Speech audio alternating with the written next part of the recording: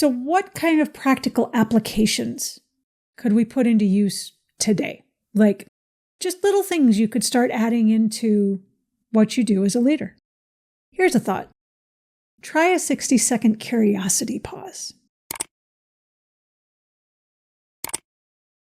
We talk about empathy and communication, right? About how empathy feeds into communication and about how we lose in this country $1.2 trillion. See, there's a T again, $1.2 trillion to bad communication. We also talk about how part of that is because of an overload of communication. Because we have this huge quantity of communication, but the quality isn't as good. AI hasn't necessarily been very helpful with this. 1.2 trillion.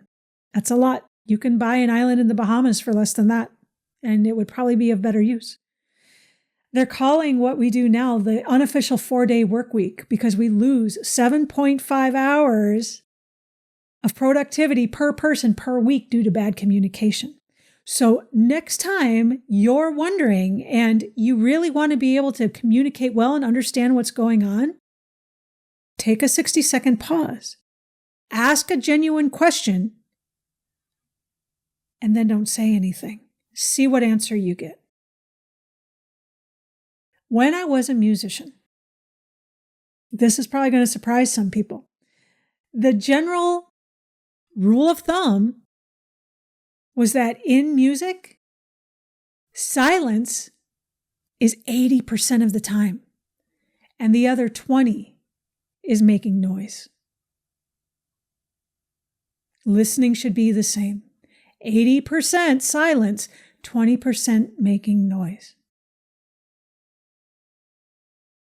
Another practical application, start tracking emotional KPIs. Start tracking trust. Start tracking knowing and liking, engagement, collaboration, and track it with the same seriousness as financial metrics. I have another director who recently got a lot of employee engagement stuff back for his organization as a whole.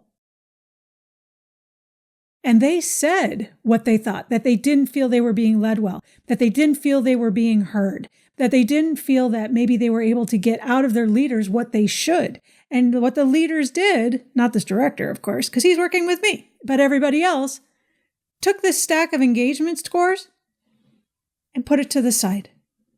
They were never addressed again.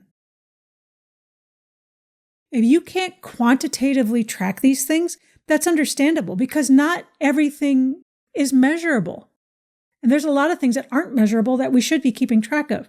But all the same, we need to actually be aware, understand, and connect with our employees on these levels, on these emotional KPIs. And finally, the one that anyone who's listened to me already knows is you've got to practice self-empathy first.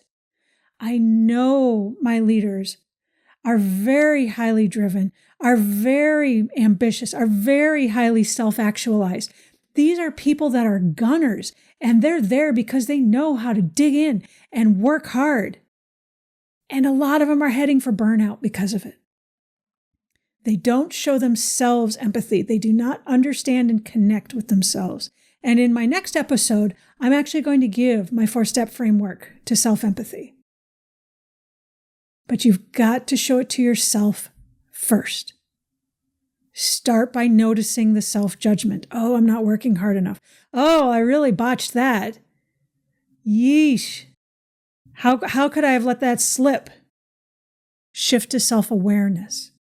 Understanding where you are in the microcosm of where you're at and how things can move forward within you. Because if you don't understand empathy for yourself, how do you expect to show it for anybody else? Encourage experimentation, and that includes with you employing self-empathy. You don't have to overhaul everything all at once, but start with a small step.